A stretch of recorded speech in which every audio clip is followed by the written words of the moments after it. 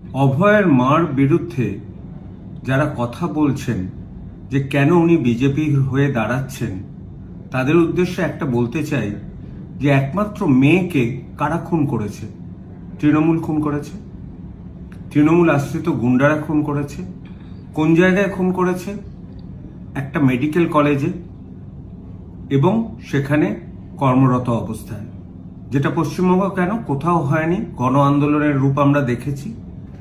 আমি বেশ কিছুদিন অভয় আন্দোলনের সামনের দিকে ছিলাম, কিন্তু আস্তে আস্তে বুঝতে পারছিলাম এই আন্দোলনটা, গণ আন্দোলনকে টেনে নিয়ে যাওয়ার পেছনে যে ভূমিকাটা থাকার দরকার সেই ভূমিকাটা ছিল না। এটা অনেকটা ডাক্তারদের নিজস্ব পাওয়ার আন্দোলন হয়ে গিয়েছিল। আর আজকে যখন উনি দাঁড়িয়েছেন অভয়ের মা তার মৃত মেয়ের বিচারের জন্য, আমি তাকে সম্পূর্ণ সমর্থন করি। কারণ যদি পশ্চিমবঙ্গে ক্ষমতায় আসে, এখন ক্ষমতা একমাত্র বিজেপি পাবে। আর বিজেপির যিনি হেড, তিনি কিন্তু ব্রিগেডের ময়দানে বলে গেছেন যে আরজিকর হত্যাকাণ্ডের শেষ উনি দেখে ছাড়বেন।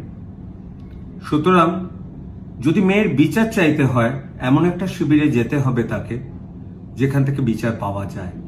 তবে এক্ষেত্রে অন্য কাউকে দোষারোপ উনি করবেন কি করবেন না, এটা ওনার ব্যাপার। প্রত্যেকের ব্যক্তিগত স্বাধীনতা আছে। কেউ কারোর পার্টির কেনা সম্পদ নয়। এটা যারা যত তাড়াতাড়ি বুঝবেন তত তাড়াতাড়ি তাদের উন্নতি হবে।